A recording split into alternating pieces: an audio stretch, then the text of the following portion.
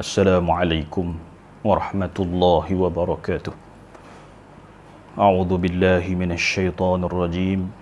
Bismillahirrahmanirrahim. Alhamdulillahi rabbil alamin. Wassalatu wassalamu ala asyrafil anbiya'i wal mursalin wa ala alihi wa sahbihi ajma'in. Allahumma salli ala sayyidina Muhammadin wa ala alihi wa sahbihi ajma'in. Amma ba'du. Alhamdulillah, syukur pada Allah Subhanahu wa taala, pada hari ini kita masih lagi diberi kesempatan oleh Allah Subhanahu wa taala untuk sama-sama kita mengisi masa yang ada ini. Mudah-mudahan masa kita ada manfaatnya lah.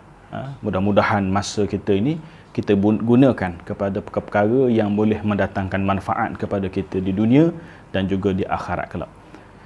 Sedang penonton yang dirahmati Allah Subhanahu wa taala sekalian, insya-Allah pada hari ini saya ingin kongsikan satu hadis Nabi sallallahu alaihi wasallam yang berbunyi, An Abi Barzah Nadlah bin Ubaid al-Aslami radhiyallahu anhu qala qala Rasulullah sallallahu alaihi wasallam la tazulu qadama 'abdin yawmal qiyamati hatta yus'ala 'an 'umrihi fima afnahu wa 'an 'ilmihi fima 'amila fihi wa 'an malihi min aina iktasabahu wa fima anfaqahu wa 'an jismihi fima ablahu.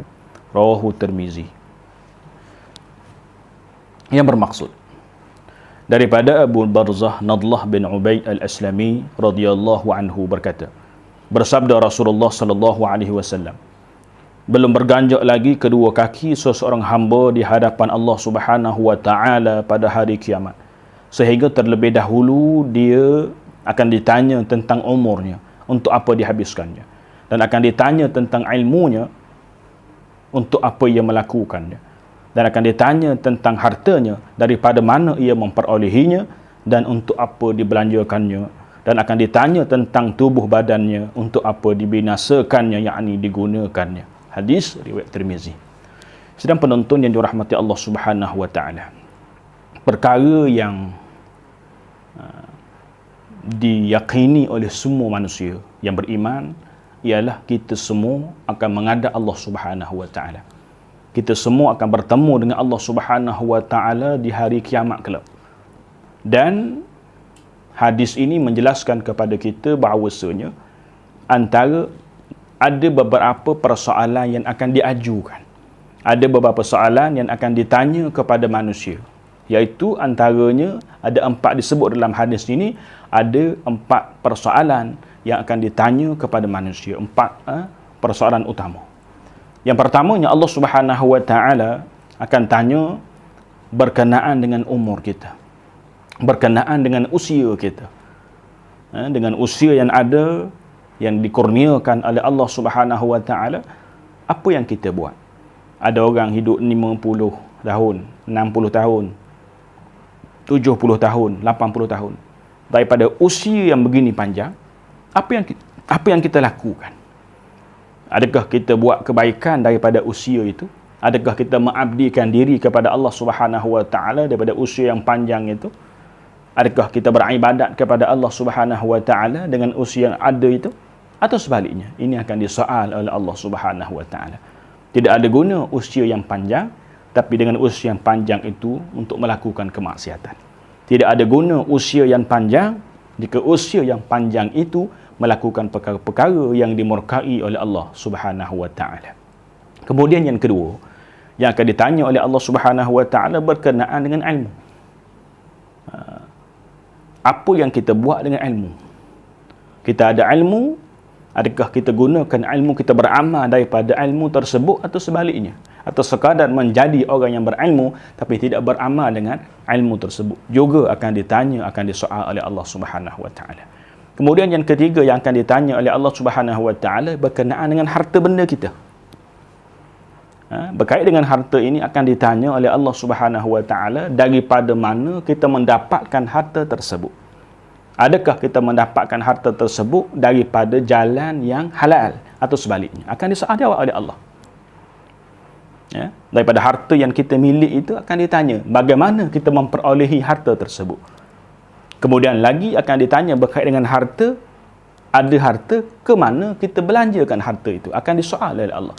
Adakah kita membelanjakan harta tersebut pada jalan Allah Subhanahu Wa Taala atau sebaliknya? Akan ditanya, akan disoal jawab oleh Allah. Kemudian yang keempatnya yang akan ditanya ialah berkenaan dengan jasad kita, berkenaan dengan tubuh badan kita. Kita gunakan apa yang kita gunakan daripada tubuh badan kita. Allah beri, kurniakan kepada kita anggota. Ada telinga, ada mata, ada mulut, ada tangan, ada kaki. Daripada anggota ini, apa kita buat? Adakah dengan anggota yang kita ada ini untuk kita guna untuk mengabdikan diri kepada Allah Subhanahu Wa Taala atau sebaliknya? Adakah mata yang kita ada ini kita gunakan untuk melihat Al-Quran ataupun melihat perkara-perkara yang baik atau sebaliknya? Akan disoal. Kita ada telinga. Daripada telinga itu, apa yang kita buat daripada telinga itu? Adakah kita menggunakan telinga untuk mendengar perkara-perkara yang baik ataupun menggunakan telinga itu untuk mendengar perkara-perkara yang haram? Begitu juga dengan mulut kita. Adakah kita gunakan mulut kita ni untuk kita bercakap benda-benda yang baik ataupun untuk kita baca Al-Quran, untuk kita berzikir dan seumpamanya, ataupun dengan mulut itu kita gunakan untuk mengumpat orang lain? Akan disoal oleh Allah Subhanahu Wa Taala. Begitulah juga anggota-anggota yang lain, tangan kita, kaki kita dan semua anggota. Sebab Allah Subhanahu Wa Taala berfirman dalam Al-Quranul Karim, Al-yawma nakhtimu ala afwahihim wa tukallimuna aydihim wa tashhadu arjuluhum bima kanu yaksibun. Hari ini iaitu hari kiamat, Allah Subhanahu Wa Taala akan kunci mulut kita.